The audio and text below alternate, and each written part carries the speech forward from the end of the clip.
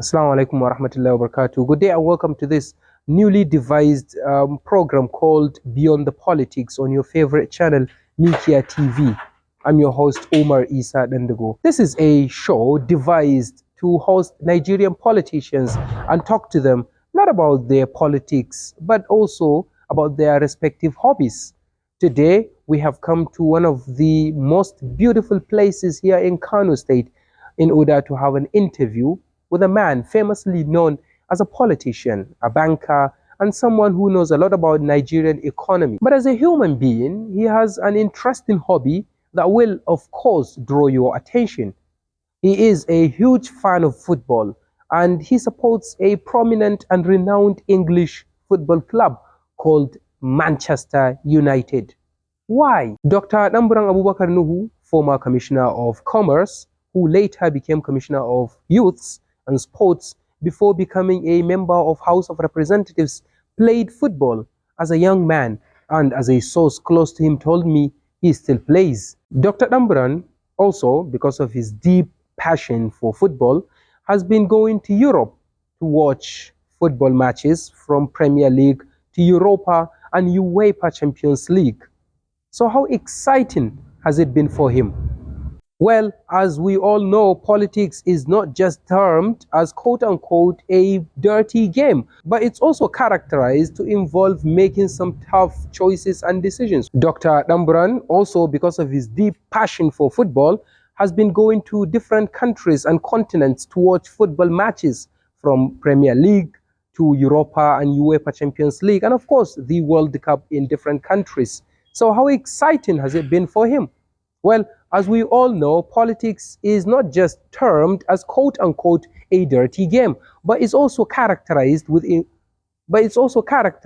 involve making some tough choices and decisions, which indeed makes it complex and complicated. So we ask, why has Dr. Danburan chosen football as his hobby? How helpful has football been to him politically? And how can sports, football in particular, help improve the mental well-being and mental capacity of our politicians? This is Beyond the Politics. Well, Dr. Danburan Abubakar Nuhu joins me now, not in the studio, but inside his magnificent parlor here in Kano State.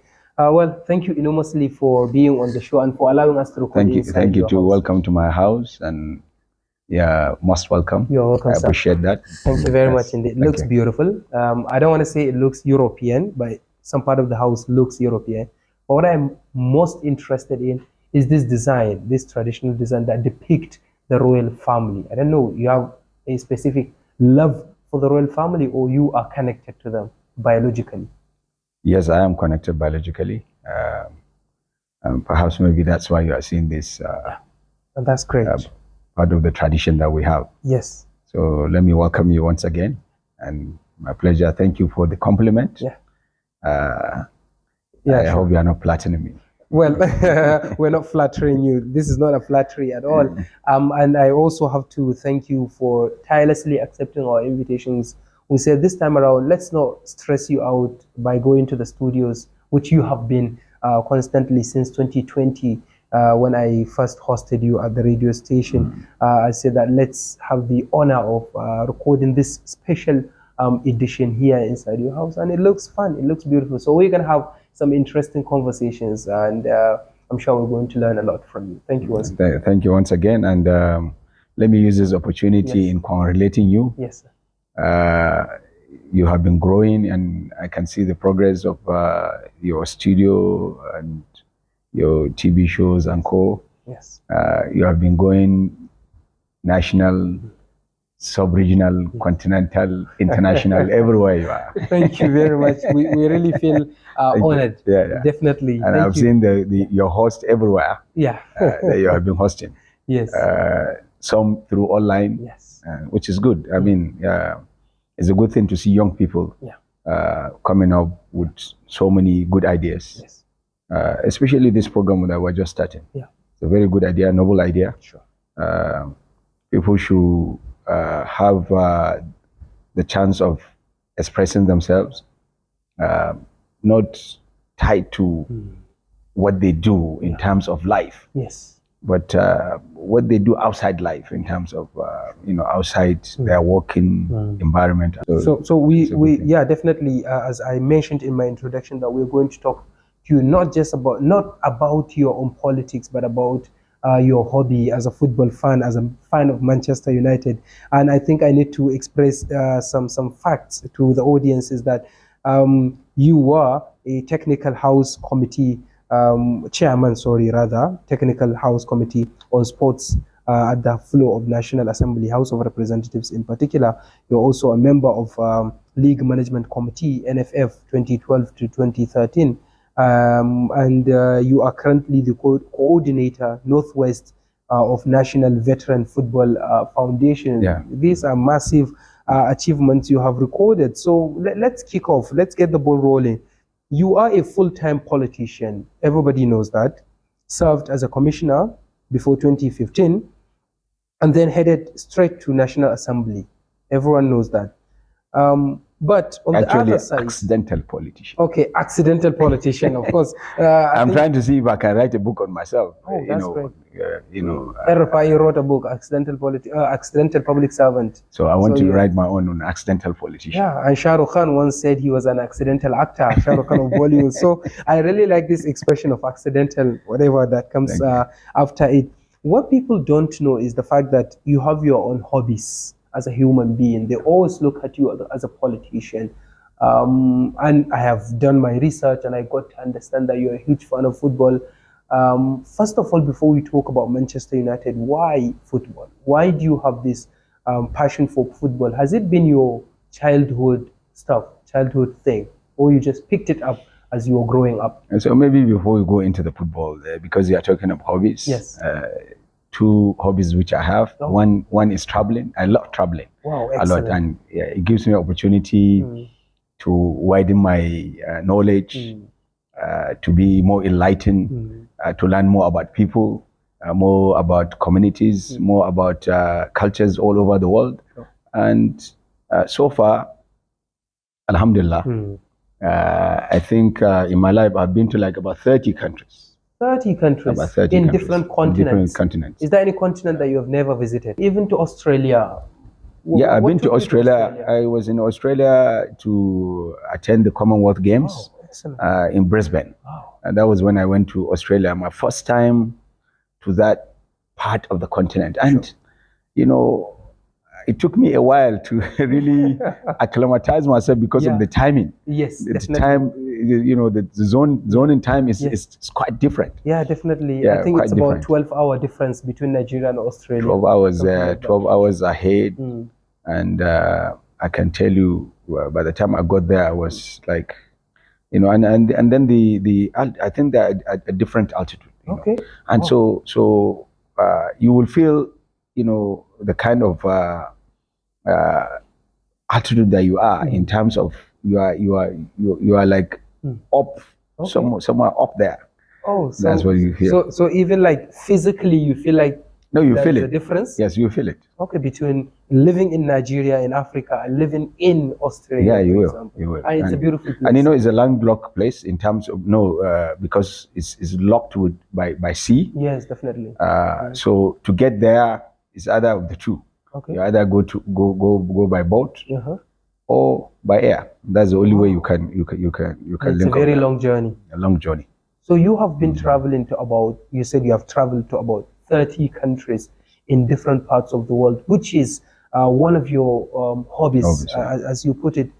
1 minute before we just jump into the football thing, tell me some of the countries that you will never forget visiting, for example, in terms of maybe enjoyment or something new that you have seen there, or in terms of suffering. Everywhere has, you know, every place has their own uniqueness. Yeah. If you look at Brazil, I was in Brazil for the World Cup. I was there. 2014. In the World Cup of 2014, I was there. Rio. In the Rio, and it was fantastic, you know, experience in terms of their love for football. Their passion for football, you can see it everywhere, every corner, every street you go. and then the way the people are very hospitable, and I love their food.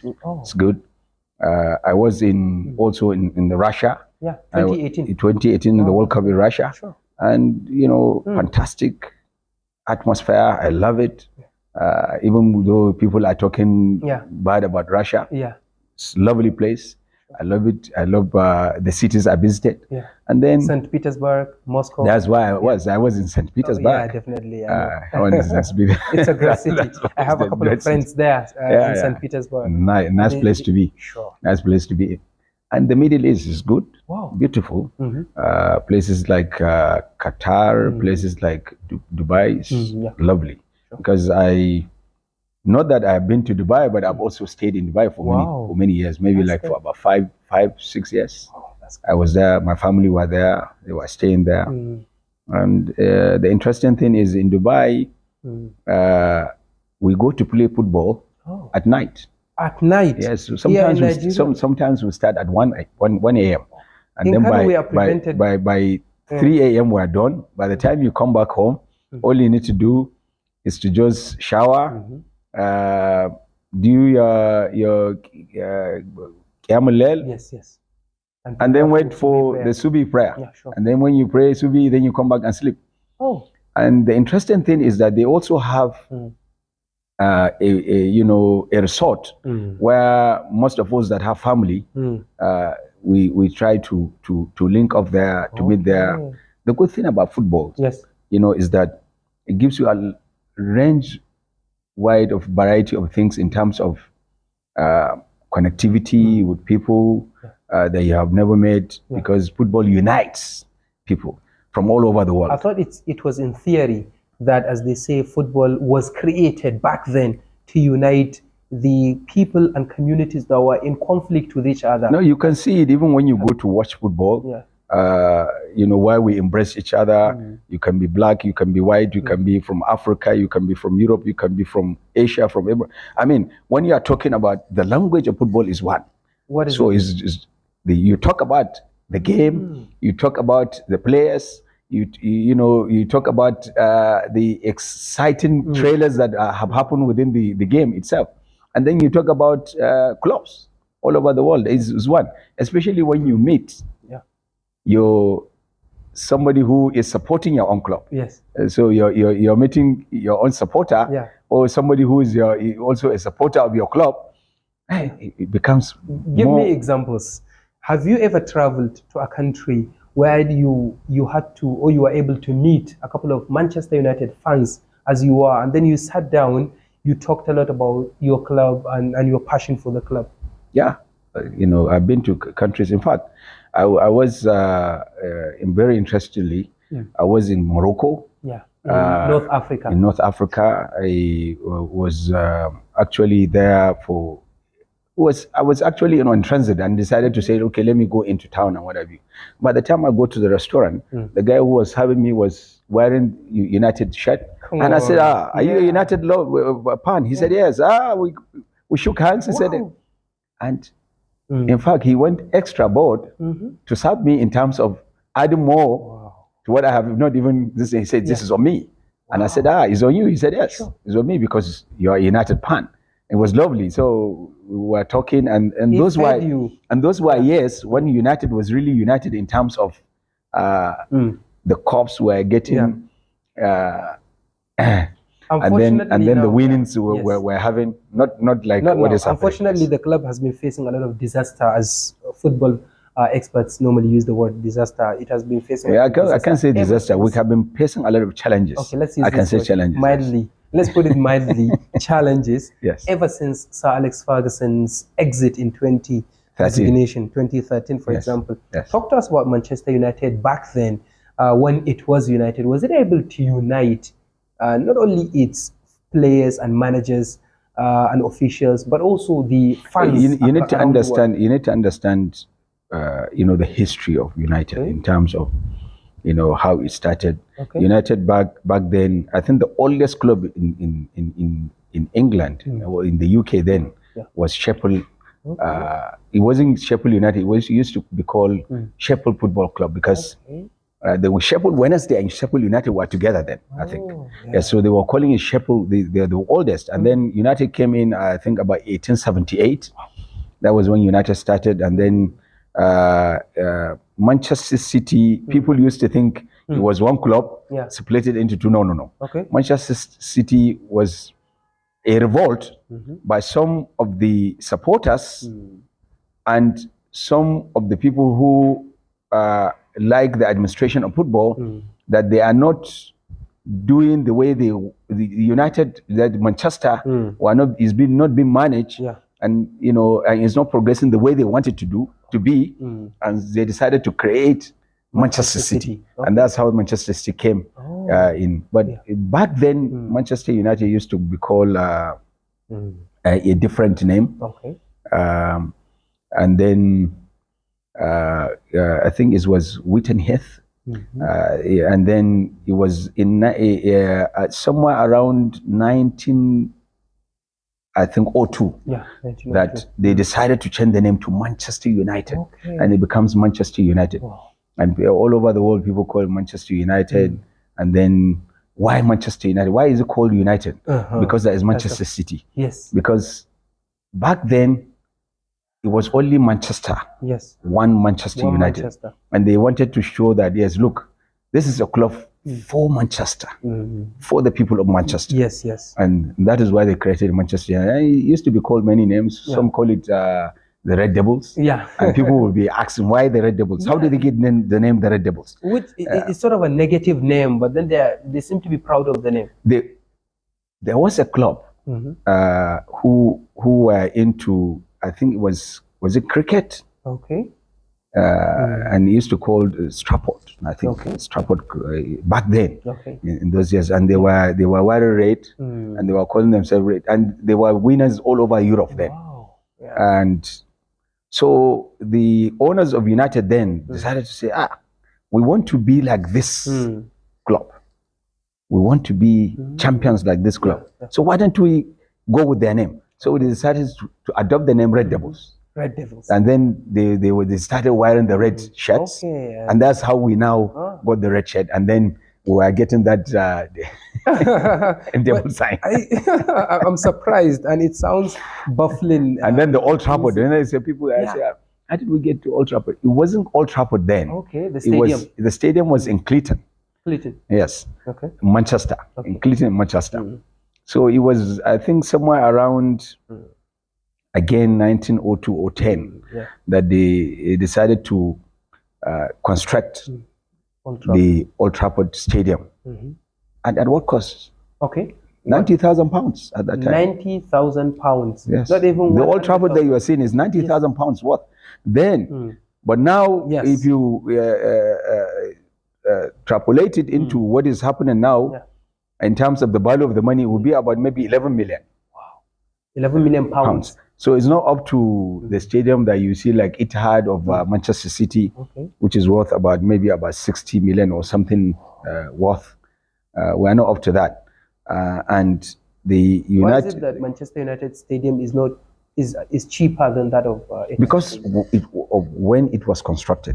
It was back then. And then they constructed it also with looking at the future in terms of being futuristic, in terms of, look, let's build a stadium that will have the capacity that can take at least about 80,000 people, 80, that's a massive number. Which is the way Old Trafford is. And then later on, the Old Trafford is now known as Theatre of Dreams.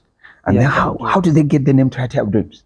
Yeah, that's good. The Theatre of Dreams. The Theatre of Dreams started by, the legend, the legendary, the best player of United, Sir Bobby Charlton. Is the one who gave the name, the Theatre of Dreams. He said, this is where you can fulfill your dreams. If you want football and you really want to make life in football, this is where to make it. And does it answer its name, Theatre of the Dreams, for example? It does. When you go there, when you're part of it, if you're a player, players who have been there, who have passed through there, they know, yes.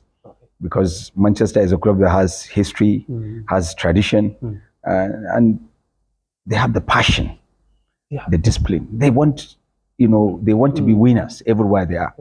In fact, Yeah. United have won every cup that you can think of, from the National Cup, which is the Premier Cup, Yes. FA Cup, the Community Shield Cup, or the League Cups that you call it, to the European Cups. Okay.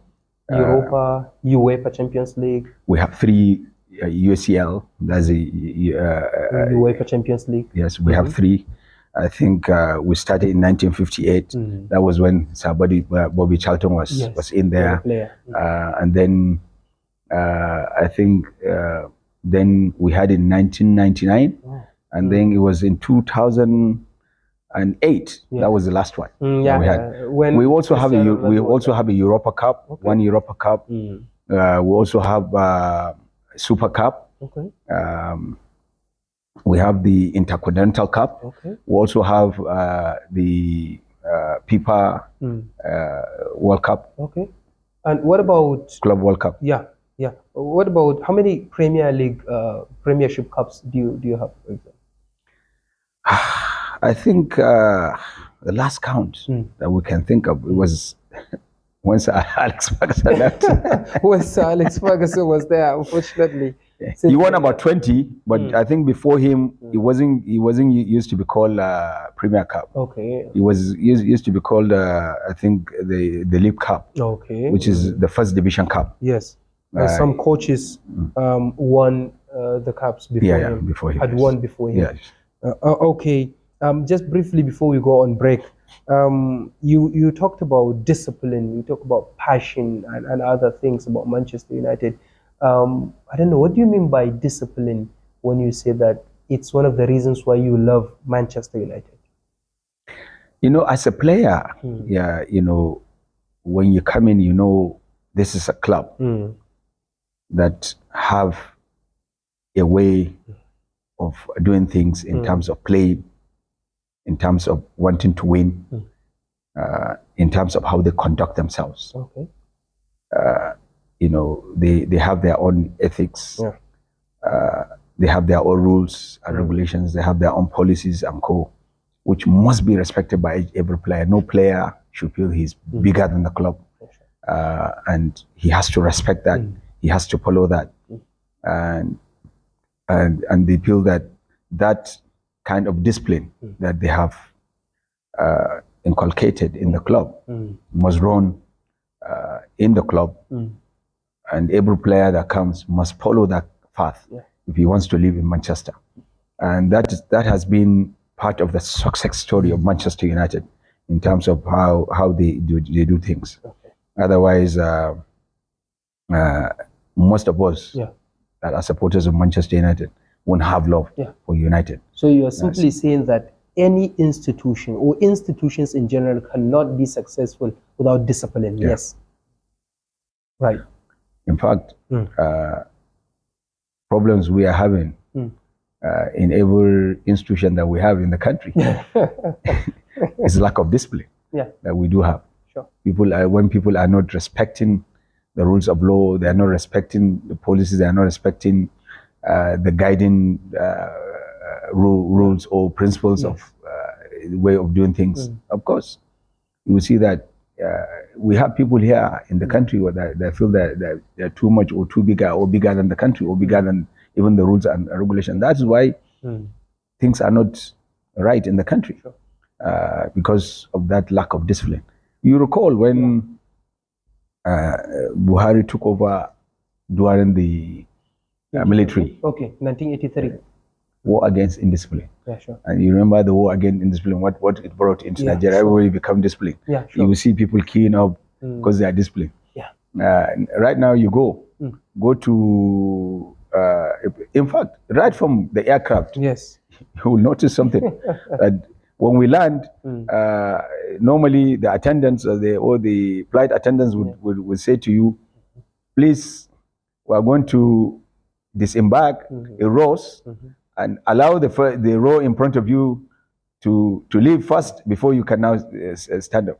But people don't respect that because that is not discipline.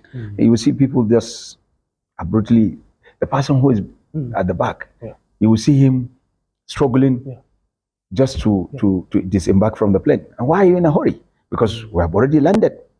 When you are boarding, you are not boarding the way you are now disembarking. Sure. So why that rush? It's everywhere when you go. It's you in go us. to It is in our genes. in our culture. You know, we have made it as a culture. We have institutionalized it. Not to respect that, and then it's becoming a problem. Sure. And that is why we're having this kind of disarray. Sure. And we need to deal with it, definitely. All right, viewers, this has been an interesting conversation between me, Umar Isa Dandugo, and my guest, Dr. Danburan Abubakar Nuhu, talking about his passion, his hobbies. We started by taking us through the number of countries that he has visited, and then we moved and dived deeply into his love and passion for football. We're going on a short break. When we come back, the conversation continues, and we will see how he can relate the passion that he has for football and the experiences, the strategies that he has learned from football, and transfer it, and how he transfers it into politics and his leadership. Stay with us. We'll be back very soon.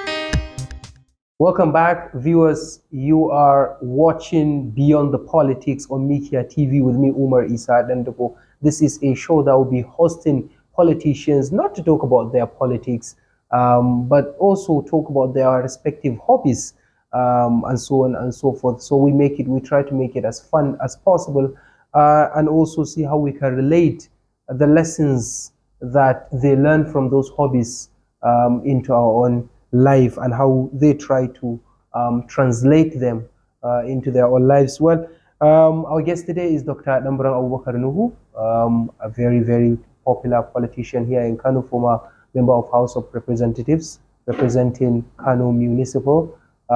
He has a lot of things on his CV. Doctor, thank you very much for coming back. Thank you.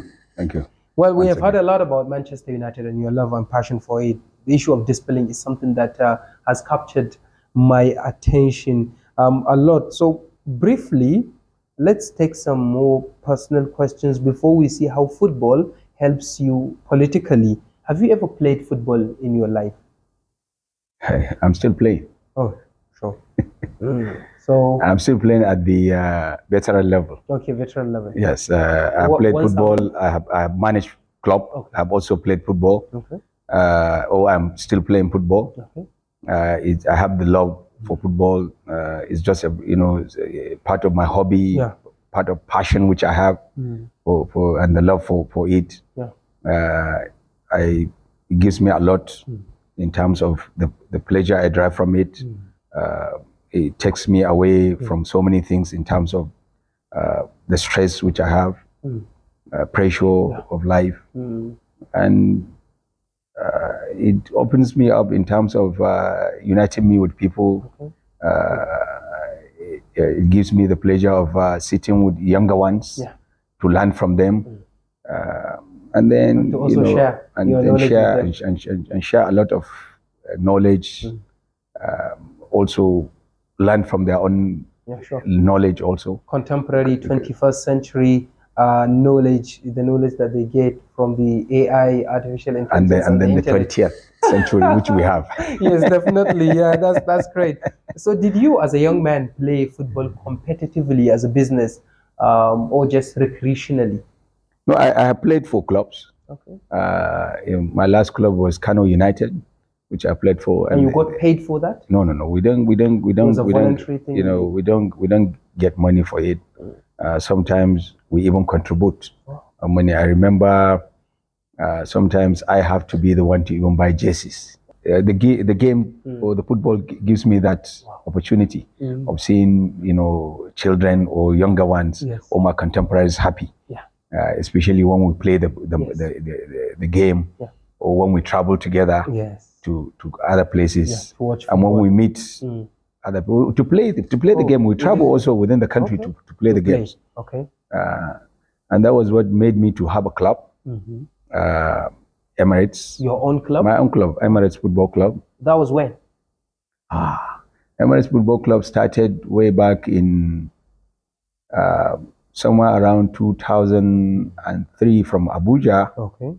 And I started the club and then transferred it into Kano somewhere around I think 2006 or 7 or thereabout that I transferred the club back to Kano. Yes. Because I wanted to give to my people, my immediate community. Yes. And that was why I brought the club to Kano. But what made me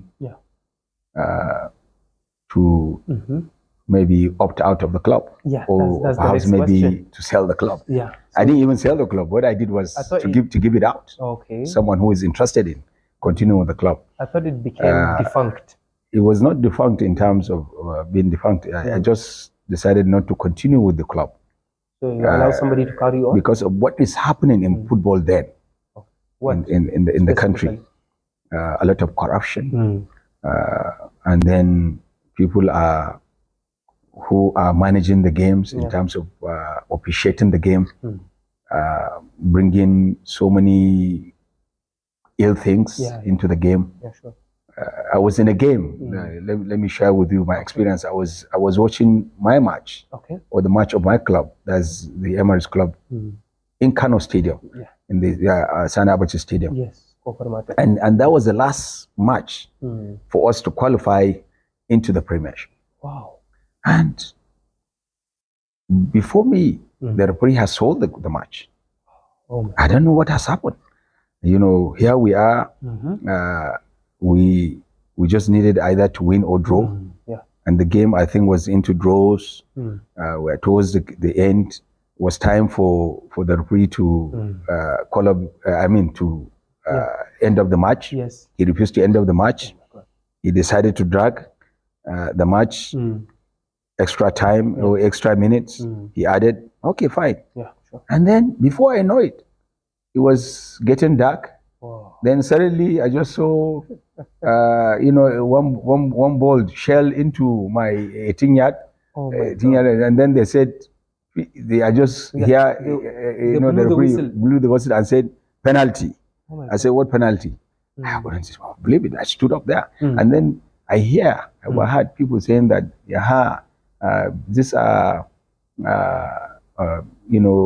they are like a foreign club into Kano, because Emirates was not a Kano club then. It started as Abuja club. Yes. That I transferred. I said, so we're being seen as outsiders, and that's why we've been treated as outsiders. Yes.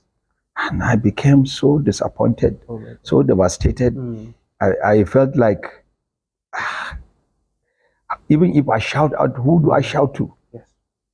So that was why I just said, I think if I don't opt out of managerial or managing this, this is a club that I spend my own money. Yes. I don't get anything out of it. If they are traveling out of Kano, I have to pay for their accommodations, their allowances. I pay everything. I pay. In fact, I even bought a car for them, which they do travel, all over the country. The country with the government. So you you were afraid maybe at that time that you could come down with heart attack or hypertension or something like that. That's why. No, I was being careful to of my health also. Yes, yeah, sure. yeah, I've been careful with my health. That would affect. You know that. Look, why should I stress myself yeah. with this kind of thing? That would slide you. I thought, you know, I'm giving back to society. Yes. But here am I, you know, people who do not appreciate or don't appreciate it. So you just they are trying to prostrate me. You just decided to. So I decided to say, up. okay, let me just opt out of, you know, managing this club. But a lot of people would criticize you by saying, why didn't you stay to fix the mess? You leaving the whole thing, the whole affair, you know, would just exacerbate the whole things. The Almighty Almighty Allah has ways of, you know, helping you when you believe in Him. And when He sees your honesty in terms of how good you are, in terms of how good your heart is. And it was that that helped me in 2012 when the entire Nigerian football became in disarray. Yes. And there were a lot of issues, a lot of crises. Why, you know, the entire NFF was in court. Yes. Leagues were, you know, for almost 2 years. There were no league within the country. So many crises all over. And Nigerian government at that time under the NFF decided to say, look, we need to bring in committed people who have the passion for the game, who are patriotic, who can sacrifice to salvage the entire league of the country. Sure. And about 13 of us were brought in together. Yes. I was just seated somewhere here in Kano. I was then even a commissioner in Ministry of Commerce, not even Ministry of Sports. Yeah, sure. Youth. I just had a phone call, and the NFF president called me straight away. Then Amin Megari and said to me, "Are you Danburan, Honorable Danburan?" I said, "Yes, I am." Say, "I have your name as one of those that, you know, we should invite to come and help us put fixed the Nigerian League." And I said, "Please, will you be willing to, you know, sacrifice and support?" I said, "Why? My pleasure." That's your own thing. And I went straight to then my governor, and I told him, I said, "This is the offer I'm getting." He said, "Please do. Go ahead. I think it's an honor." So you didn't get resistance from the governor? I didn't get resistance, and I went straight to Abuja. We had a meeting. My first time of meeting Kanu close, you know, because he was also part of the committee. We all sat together and then assemble ourselves and put our heads together, put all ideas and co. We didn't have a penny from anybody to run. We were using our own money to fix the Nigerian League. And that was what we did. Within 1 year, Nigerian League has been fixed. Everything is back to normal. Your deep passion for and then, you know, all the issues that I had in terms of officiating, refereeing, and co. We all brought it out and said, okay, these are the issues. This is how we are going to tackle them. This is how we are going to address them. And you know, so even if you think at that time, perhaps maybe I didn't have the wherewithal and power to be able to do anything. Yes. Then I was also in the private sector. Yeah. Now that the Almighty has given me opportunity, you know, I had to give my best in terms of seeing that we fix things. And you believe what you did? That is why that is what we were having today. Good. I think it was the 2012 foundation that we did. Yes. That is giving us the progress that we're seeing in football in Nigeria today. Okay. In terms of the league. How helpful has football been to you politically? That's the question. You know, in politics, it's a game of number. Yeah, sure. And the numbers are more when you look at it more from the youth. Yes, sure. And so to the youth, I'm their man when they see me. This is our man. If he gets there, he will help us. And Kano is one place that football, this is where football is being loved more than anywhere, I think, in the country. Because every street you go, everywhere you go, you can see children are playing either on the streets. They can play with any kind of ball they will give them. Barefooted, with rubber boots, with the, those who can afford the real boots, they will do that. With canvas, everything, anywhere. In fact, some even play with their own shoes. And then go. So this is one thing that I can say that yes, football has helped me in terms of managing people. Not even manage people. It was easier to be able to sell myself. Because people have associated me with football. And so when you are trying to tell them about Danburan, they already know who you are talking about. They say, yeah, this is somebody who loves us, because this is somebody who loves the youth. And they for sure that if he gets there, you help them. But in terms of other things that football has helped me in, is, in football you meet all sorts of people. The good, the bad, and the ugly. So in politics also, you meet all sorts of people, and then you'll be able to now know how to manage them, manage them, to be able to work with them, to be able to put together a winning strategy. It's the same thing in politics. Okay, briefly, we have 5 minutes to go, and I have some quick, funny questions for you. Yeah, sure.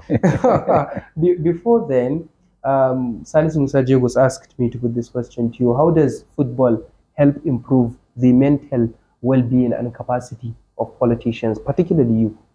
How does football do that? I think it drives away tension, drives away pressure for you. When you are physically fit, it's easier for you to be mentally fit. Because you need the mental stability and the physical stability to be able to manage people. And in politics, you are managing people.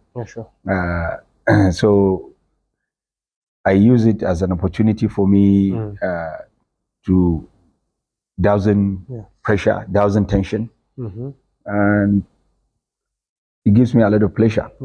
In life, when you are not happy, nothing will work.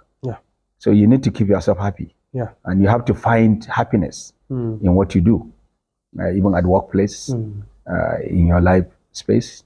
You need to find happiness, and in finding happiness, you find happiness in people. When you see people enjoying themselves, and in football gives you that opportunity of that enjoyment that you drive in it, and what have you.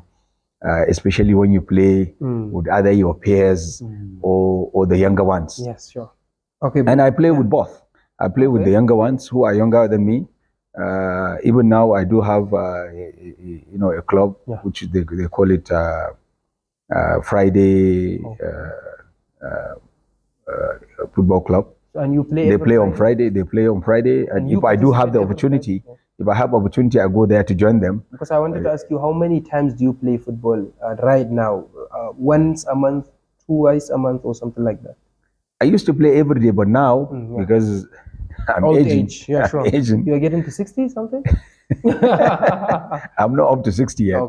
But I'm aging.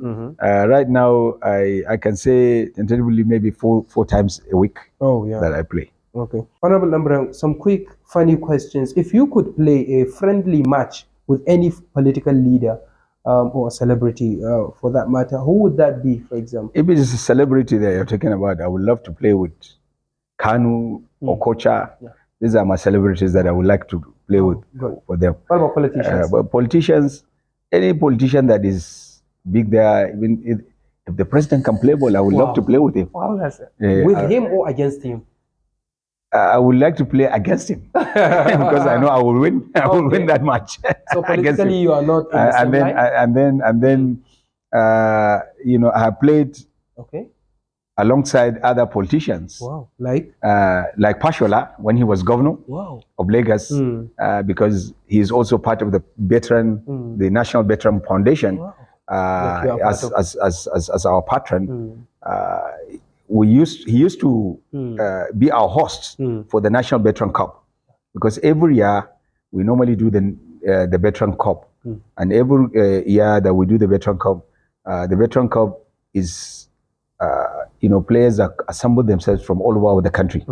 What we do is we have segmented into 6 zones, and each zone will produce one person or one club that will play. They will play against themselves as preliminaries, and then produce a winner. That winner will go to the national, and he will play at the national.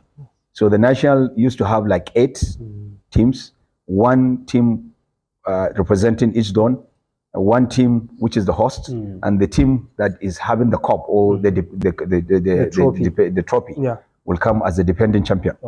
So Pashola then, when he was governor, he used to host us, and in fact we used to play inside the government house in Lagos, because there is a football pitch in the government house in Lagos, and with him.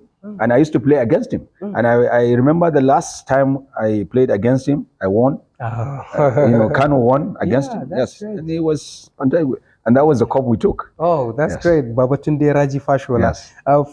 Briefly, finally, if you were to sit down with the Glazer family of Manchester United, or Eric Ten Hag, the current coach of Manchester United, in 1 minute, how would you advise them to fix their own problem? I wouldn't advise Ten Hag anything. Okay. I would ask him to go. It's not that I don't like him. I don't think he do understand United tradition. I don't think he do understand. He doesn't have any strategy, any game plan, anything. And the way we play, he has changed the entire playing this. We used to play attacking right from behind with our wingers, and we also have crossing balls, and those things are gone. Those days are gone. So now we play attacking football, and now he's changing all that tactics. So you would suggest the guy Alex to me, Ali, we're not talking of Alex Ferguson is about 82 years old now. Considering his health and his age, you wouldn't ask him to come back to United. There are people there, good coaches, people like Tuchel. Tuchel is a good coach. I would love Manchester to take him, to bring him to United. But Ten Hag is not a United coach. I wish that the chances that they have given to Ten Hag, they have given it to Ole Gunnar Solskjaer. He will have done better than him. So, to me, and then the Glazer family, they are a big problem also to us. Because they are not investing well in terms of they're not funding the club. They're not funding the club. They are not investing well in areas that they need to invest. So to me, sell it out to somebody who is ready to they should do the job. People are there who have passion and love for the club, who have the money, are ready to develop United. And somebody from Africa like you would be delighted to well, I don't have that money. I wish Dangote is he's Arsenal, I think. He's an Arsenal fan. Sure. He was trying to buy Arsenal at some point in time. Let him change to United and perhaps maybe invest in United. So let's see if that is going to be possible. Thank you very much, Honorable Danburan. It has been a very interesting and enthralling conversation. How I wish we had enough time, we'd have carried on. But we still have learned a lot and have discussed a lot of issues, both theoretically and most especially practically. Thank you once again, Honorable Dr. Danburan Abubakar Nuhu, for being on the show, for allowing us to record inside your beautiful, very wide parlor. Thank you for the opportunity. Yes. And it's my pleasure. Sure. Welcome, and I wish you well. What message do you have for Mikia TV? That's the name of the... keep on the good work. Sure. And don't relent on what you are doing. Continue with the ideas. Media is an area where ideas need to be innovative in terms of the ideas you bring, and that is what you are doing.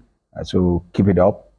continue to do that. Thank you. And I know you will go places, more places than Inshallah. the way you are. Thank you. I pray to the Almighty Allah to Ameen. continue to bless what you are doing and to continue to bless Mikia. Ameen, ameen. Why the name Mikia? You didn't tell me. Well, I think this question should be answered by our producer, Dr. Ali Musa, is at Coventry University. Okay. So we will definitely connect you together. Please, I need to know why Mikia. Why the name Mikia? Yeah, definitely. we will. And you know, Mikia in English is eagle, and it has 4 sides. So that's what we want to do. Okay. But then a robust conversation between you and our producer, Ali Musa, would be initiated. My pleasure. Inshallah. My pleasure. Thank you very much. Thank you. Thank you. Viewers, on behalf of everyone that has contributed to the production of the show, I will not forget Salis Musa Jogos, who is now sick at home, nursing his injuries after having an accident. We ask Allah to give him a speedy recovery. And a very important personality, a good friend, a childhood friend of Dr. Danburan, in the name of Mr. Abubakar Nuhu, who has been significant in terms of the questions and contributions and angles that we have discussed with Dr. Danburan here. My name is Umar Isa Dendago. I will not forget Ibrahim Salis Nasser, he is the cameraman. Muhammad Qutub is the video editor, and producer is Dr. Ali Musa at Coventry University. My name is Umar Isa Dendago, saying goodbye and see you very soon. Assalamu alaikum.